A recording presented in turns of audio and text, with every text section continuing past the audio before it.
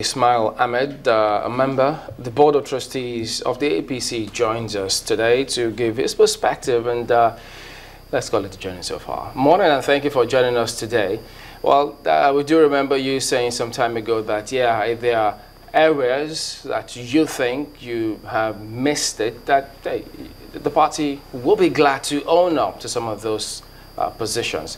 Let's look at what has happened so far. We do know that your party did talk about the direct conditional cash transfer, social security of sorts, to first 25 million Nigerians, poor ones who really do need this. Well, many who have read that are earnestly looking forward to fulfilling those kind of promises. Well, at the moment, where or what can you tell us about your party's plan to fulfill some of those promises?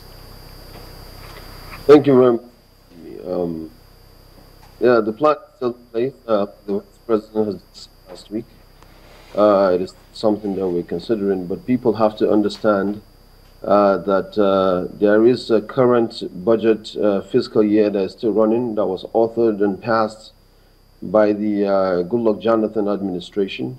That has to end first before we could make accommodations and provisions in the next budget to accommodate most of these plans that we have in right now. So we never gave it any timeline. We never said it's going to be immediately.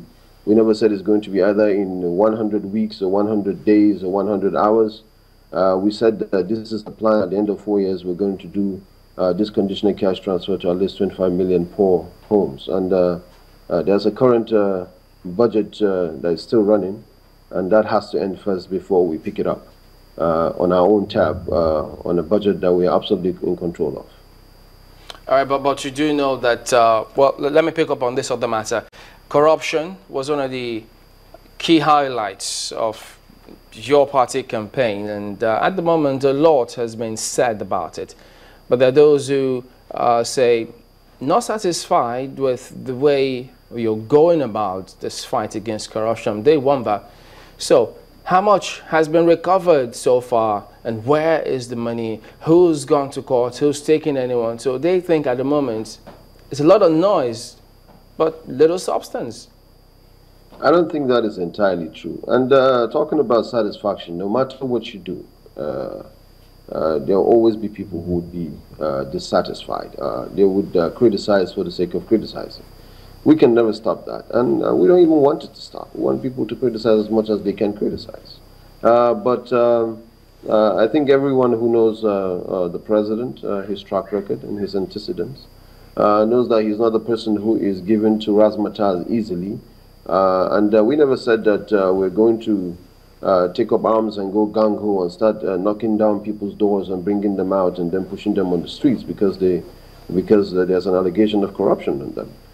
This is going to be an administration of rule of law, so people are going to be, the process has to be duly followed, and people who are identified are going to get their fair hearing, but ultimately everybody, I think, knows that there's a zero tolerance for corruption in this administration, so that is not in doubt. So people would be dissatisfied. Some people would be dissatisfied. There's nothing you can do about that. But, you know, we'll remain focused on what we're doing. Well, would you say it's hasty if people ask, okay, how much has been recovered so far? No one. I can't tell you that. I don't think there's anybody in a position that right now that can tell you precisely how much has been recovered. But in due course, like I've always said in this program, so many other programs that I've been on, even during the campaign, you know, this administration will be absolutely honest with Nigerians at every juncture. So when the President, you know, wants to get this, I'm sure he would, that would be let known, made public. You know, one thing that many, I reckon, would like to see is while this administration goes on to fight corruption, they also would like to see them institutionalize it at the end of the day. What's happening in that respect? I think that's exactly what is happening. I think you see, one thing a lot of people have come to realize since this administration came into force on the 29th of May, is that most of the problems in this country are basically artificial problems. They are basically problems of leadership, the lack of will, and you know, the deep-seated patriotism that is needed for someone to move a country forward. The president came in, made a couple of few pronouncements. He's not the one giving in to talking too much, and then, you know, a lot of things have started picking up. So it's institutionalized. The president wants everything to be institutionalized. So I think that's going pretty good. The president is not doing it himself as a person, but you know, he just gave them the go-ahead. Look, this is an administration that takes this thing seriously, and then all the institutions will have to, you know, pick themselves up by their bootstraps and start working. And I think we're beginning to see that. How do we know what exactly is going on? Because almost everything would seem as if is on auto drive. Everyone is working based on, maybe they believe that we have a new president. How do we know what exactly, apart from some would say body language, what would you say we can put our finger on and say this is what we have kick-started when we came on board? Well, I think you've mentioned a couple of few of them, and look, I've always said, and if you remember, you recollect, I've always said that leadership is about inspirational courage. Sometimes all a leader needs to do, really, is to inspire his people to do certain things right, and they will do it. Leadership is about going forward and then making sure that the followers understand where the leader is going to, and I think that has never been in doubt. The president has made a couple of few announcements that has to do with anti-corruption. For example, the single treasury account. You know, for the life of me, I've never understood why, you know, why self-generating agencies would have to deposit money in some commercial banks to reap interest profits or whatever. But you know, those are simple statements. They look really simple, but that's what I said. You know, it just basically means that there's lack of will and sheer patriotism in the first place to get this done in the first place. So the president who came in is not naive to power. It's someone who is very mature. We've always said that. People thought it was just a cliche, but now they can see that he knows exactly what he's doing, very meticulous, very measured. He knows what to say, who to say it to, when to say it, what can kickstart what, when and how.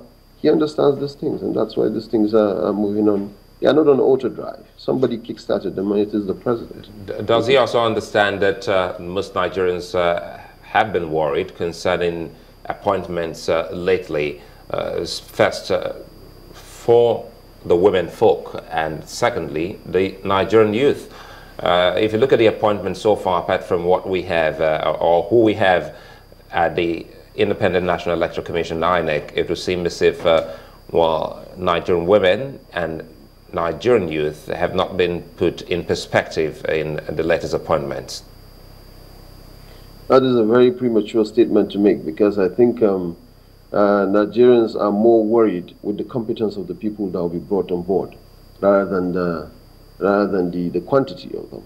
No, we're not talking about quantity now. When you say, a moment, let me put this in perspective so you can, it's not about the quantity now. We're talking about the people that have come on board.